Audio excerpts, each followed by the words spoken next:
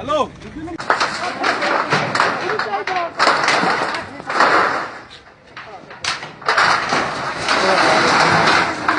हाला है देख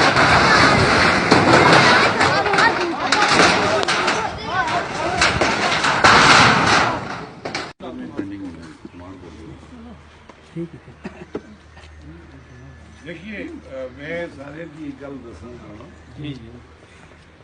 असां तुसां को पूछा कि किहड़ी जगह किस तरह ही ते किथों पकड़ होया कि नहीं पूछा साडा मेन मकसद जड़ा हो ये है कि एक बेवार बाकी सके नहीं कि तुम जड़ा तरीकाकार अपनाया गया असां भी उसने अपने ओ गलत राय साहब बड़ी अपना हमदर्दी बस इतने आए सन बड़ी फिजिकल भी आ गया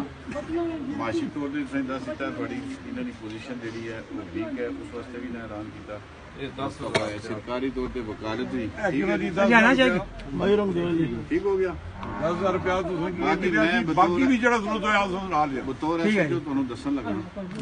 साडा ये फर्ज है तुसी ना बड़े नाल वाकिया ना कोई भी किसी नाल होवे जी सर आ तो बनना सरकारी गड्डी यूज होएगी जी जी नफरी यूज होएगी जी जी तुहाडे कोल कोई किसी किस्म नहीं अगर खुदा ना खासा कोई डाउट आ के तुहानू कहे यार पैसे दिओ पुलिस मांग रही वो प्लीज मेरे नोटिस दे बिल्कुल थोड़ा राबता मेरे नाल लाजमी है इंशाल्लाह कदे भी जनाब जी तुसां तो बगैर कदे भी असन कोई गल नहीं जात भाई कोई और गल करना मेहरबानी ठीक है जी सर बस एक बड़ी मेहरबानी जेडी नाल दी टीम अल्लाह ताला को मारना ये बड़े साडे वकील है ये तुसां ना केस ना जड़ी भी है मामला दे कर सन कुरैश साहब की व्हाट्सएप ने जड़ा ਉਹਨਾਂ ਸਾਰੇ ਕੇ ਆਖੀ ਗਿਆ ਇਹ ਜੂੰ ਹੀ ਤੋਂ ਨਿਕਲੇ 5 ਵਜੇ ਕਿ ਦੋ ਚਾਰ 6 ਦਫਾ ਉਹਨਾਂ ਫਿਆਸਾ ਬ੍ਰੇਕ ਕੀਤੀ ਉਹਨਾਂ ਨੇ ਬੱਚੇ ਨੇ ਵੀ ਗੱਲ ਮੈਂ ਯਾਰ ਦੋਸਤਾ ਇਹ ਫੈਸਲੇ ਮੈਨੇ ਪ੍ਰਿੰਸੀਪਲ ਫੈਸਲੇ ਪੁਲਿਸ ਨੇ ਮਾਮਲਾ ਤੇ ਪੁਲਿਸ ਜਾਂ ਮੈਂ ਕਿਹਾ ਮਾਲ ਸੈਟਲ ਕਰ ਇੱਕ ਅਸਾਂ ਮੁਖਾਲਿਫ ਜੋ ਐਕਟ ਹੋਇਆ ਇਹ ਗਲਤ ਹੋਇਆ ਜਿਹੜੀ ਵੀਡੀਓ ਬਣੀ ਇਹ ਗਲਤ ਹੈ ਇਸ ਲਈ ਗੁੰਜਾਇਸ਼ ਕੋਈ ਨਹੀਂ ਤੇ ਬਾਕੀ ਭਰਾ ਪਰ ਇਖਤਲਾਫ ਤਾਂ ਹੋਣਾ साहब दसो वीडियो देख के तो कौन पता कहना गलत ਹਾਂ ਨਹੀਂ